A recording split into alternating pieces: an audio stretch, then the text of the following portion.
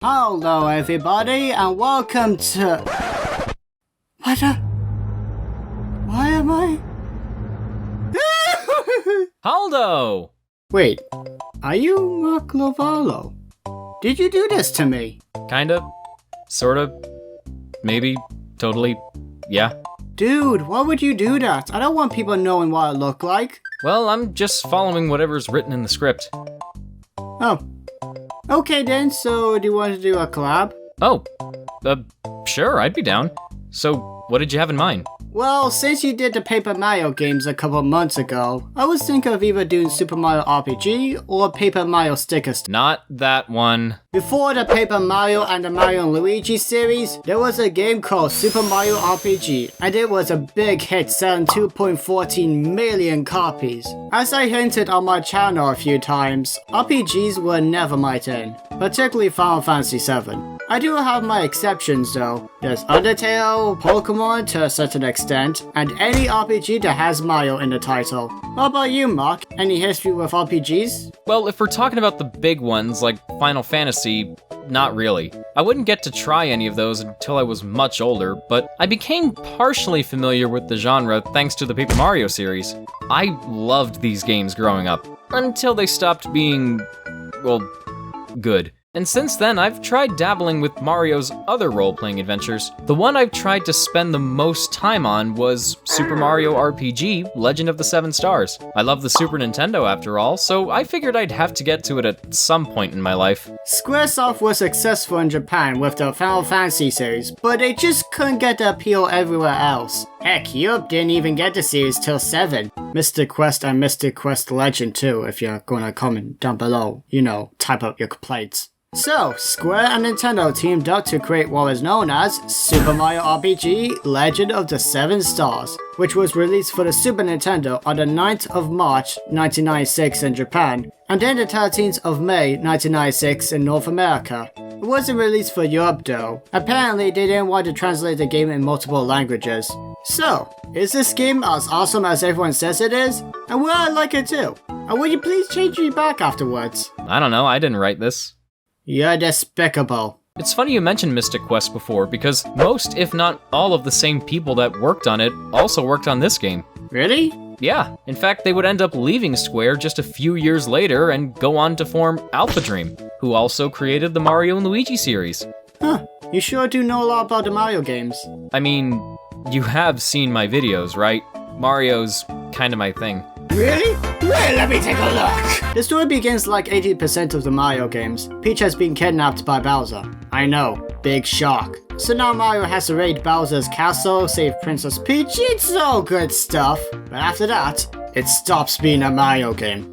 Well, the gameplay is different, so it stopped being a Mario game once you were able to move, but we'll get to that in a bit. A giant sword appears from the sky and lands on top of the castle, just like the sword in the stone, and kicks Mario out. Except Mario doesn't turn into a squirrel or go through puberty halfway through the game. What? And then the title of the game shows up. Aw, sweet! They're gonna make a movie? I'm getting my movie pizza box. Tastes like chicken. Later in the game, you'll find out that the Star Road, a place where wishes are granted, has shattered into 7 stars, and so Mario and his crew must gather the legendary 7 stars. See what I did there? And that's just a taste of what's to come of this game. You see, it's not quite Nintendo, it's not quite Square, but it comes with a slice of cantaloupe at the end.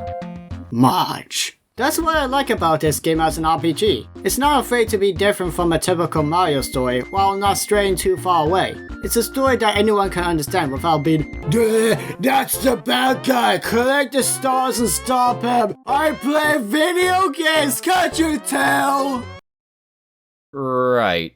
And there are more story events that unfold as you continue on your journey, but while it's nowhere near as plot-heavy as games like Chrono Trigger or Secret of Mana, all the qualities you've come to expect from Mario are here and accounted for. Your party consists of Mario, surprise surprise, Mallow, a cloud who thinks he's a tadpole.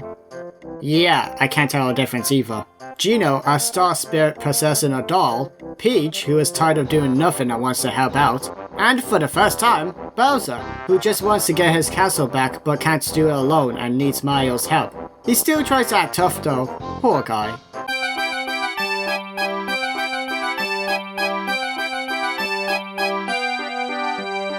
there's plenty of more amazing characters outside your party as well. We've got Yoshis and Toads, and then we got moles, tadpoles, pirate mice, cloud people, and the enemies are great too. You got your typical Mario bad guys like the Goombas, Koopa, Shy Guy, Virtual Boy, Sega Mega Drive, Stunt Race FX. You don't want to mess with those guys. Trust me.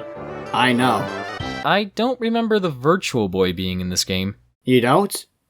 What games have you been playing? Wait, isn't it the Genesis? Mega Drive does what it says! Sorry, Retro. It just doesn't have the same ring to it. And if you think I'm being silly at this point, wait till you get to the bosses. I can think of 4 bosses that are normal. There's Bowser, the Hammer Brothers, Bardo, and the Magic Koopa. Square really went all out with their characters. You end up fighting a purple crocodile, a hungry cat, a pirate called Johnny, a living unbreathing bow and arrow, a walking bomb, a clock, the and at one point, you even fight a cake. A cake. A cake! This ain't a lie, ladies and gentlemen. You're fighting a moving dessert. Something else that's sweet, is that most of the characters have a development to them. For example, Mallow finds out from his grandpa Frog that he is in fact not a tadpole. Never would have guessed. So he sets off with Mario in hopes of finding his real parents. But once you get to the clouds, you'll find out that he's actually a prince. Actually, now I think about it, he's the only one who develops. Whoops. Moving on. The mood is top notch as well. Like whenever Mario is trying to explain something, but he, like the silent protagonist that he is, acts it out, even to the point where he literally becomes the character. If plays were like that, I would go watch them. There's also a point where you could go into Peach's room and find her question mark, which in the Japanese version is her XXX. I'm gonna leave this here. Oh, yeah. And there's even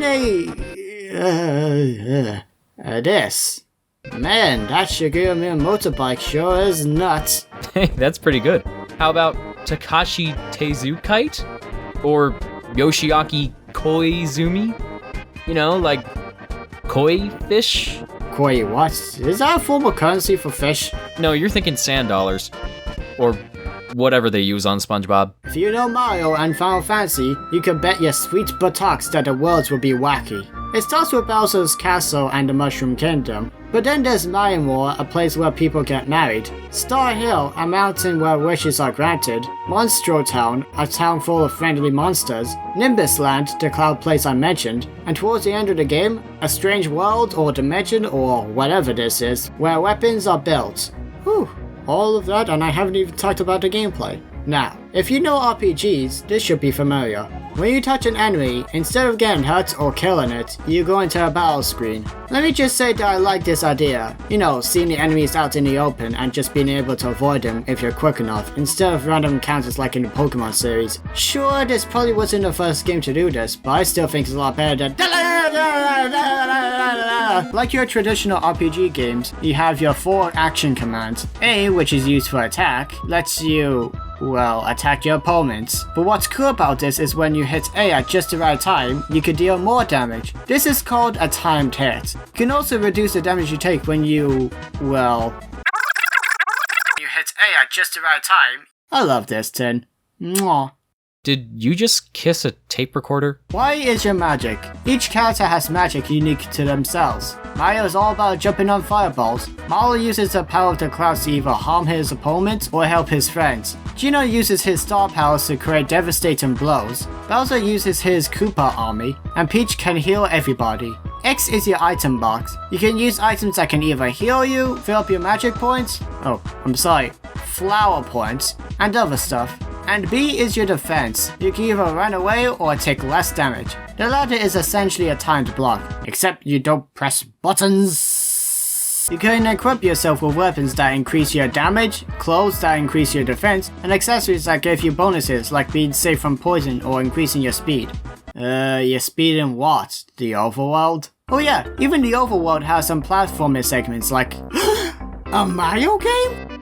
What? I mean, they're not the greatest. It plays like Sonic 3D Blast / Flicky's Island, but why not? It's harmless. Oh, speaking of 3D Blast, hey Retro, can you explain to me why your region's box art makes Sonic look more menacing than my region's? Why does Kirby look angry in your version of Kirby's Return to Dreamland while in my version, known as Adventure Wii, has a happy boy? Well, obviously because Kirby hates our country just as much as we do. I understand. Evil Santa is, well, evil. Anyway, the minigames are fun too. They're all quick, they don't overstay their welcome, and they just come out of nowhere. Just found a third star in the mines. Minecart! Whoa, dude, that's tubular! Also, I'd like to express myself how I'm the greatest in the Yoshi race. I know, I'm amazing.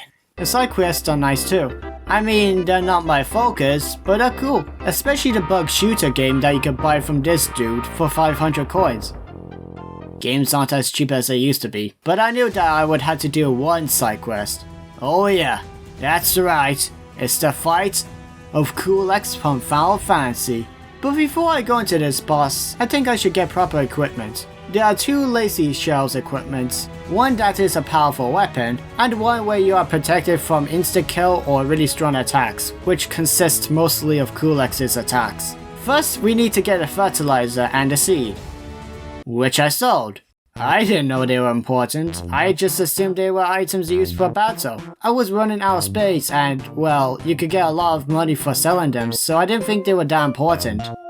The safety ring is similar, so I guess that should do. Once you have Eva, equip Peach with it so she'll never die, and she'll be able to revive your party. Oh look, it's our magic. Boom. This game looks amazing. While not the best looking game on the Super Nintendo, that's Donkey Kong Country in my opinion. It does its job very well. It's colorful, eye-catching, and everything just pops out. And like Donkey Kong Country and Yoshi's Island, the game's design is based around a play? Dolls? What do you think, Mark? Well, it's more like Donkey Kong Country in that it uses pre-rendered character sprites, meaning 3D models converted to 2D graphics. While personally I think DKC pulled this off much better, certainly aged a lot better, it does help make the game more unique compared to other SNES RPGs. It already stood out from the crowd just for having Mario's pinchable cheeks slapped on it, but the Mario aesthetic just enhances the presentation. I do have negatives with this though. Call me stupid, but there are times when I can't find where to go to enter the next part of the level. And the 3D, while lovely, makes it really hard to judge distances when platforming, hence the 3D blast issue I mentioned. The music is one of, if not, the best I've ever heard in an SNES Mario game, ever. The instruments are clear, it's catchy, and when it's not, it's beautiful. And whenever this song plays, I think I might need a moment. Dude, this soundtrack is great, and you wanna know why? Because it was composed by Yoko Shimomura.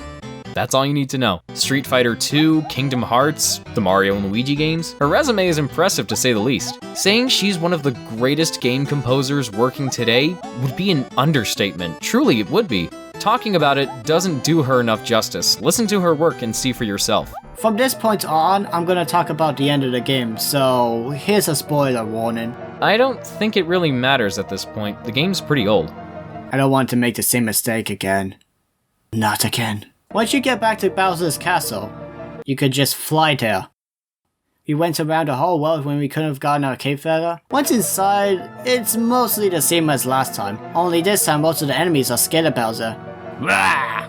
Rah! Rah! You also get to a few doors that will have enemies to fight, some platforming segments, and puzzles with Dr. T. It's Dr. T is making fun of. Are you okay, Retro? And give me a Snicker bar. Oh look, is this the final boss? Nope, he's easy. Okay, the giant sword. He's pretty tough. Are you the final boss? He eats me? I guess that's a no then. Turns out the sword is a gateway to the other world I mentioned. All those weirdos we fought? Yeah, they're created here. Shy Guys too, apparently. Are you the fun? Nope. He's easy too. Okay, once you get to Smithy, the final boss.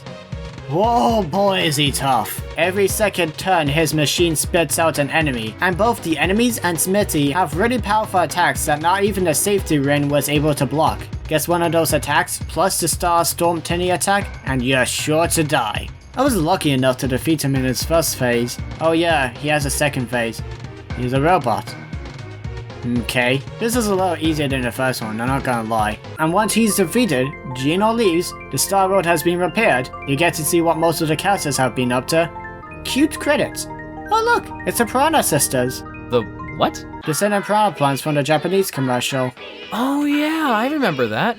Man, how come they got all the cool commercials? Think about it. They were done with claymation, they had a lot of charm, they reflected the tone of the games they were advertising, and most of them were full-blown musical numbers.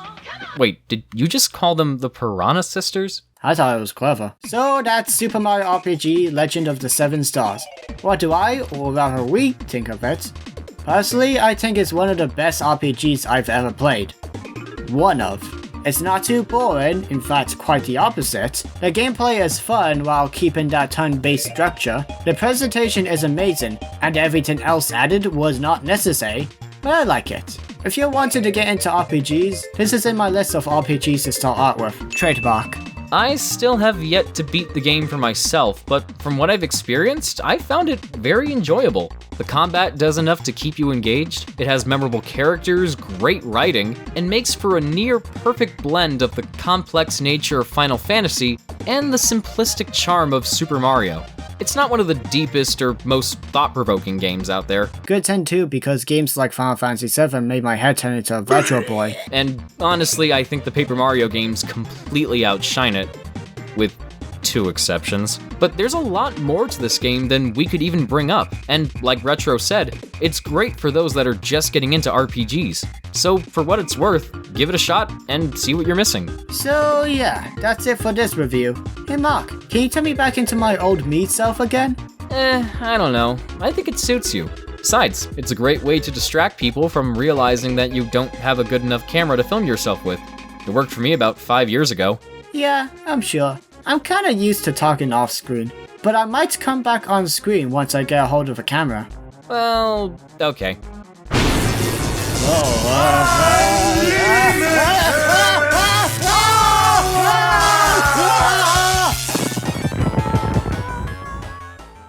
Huh.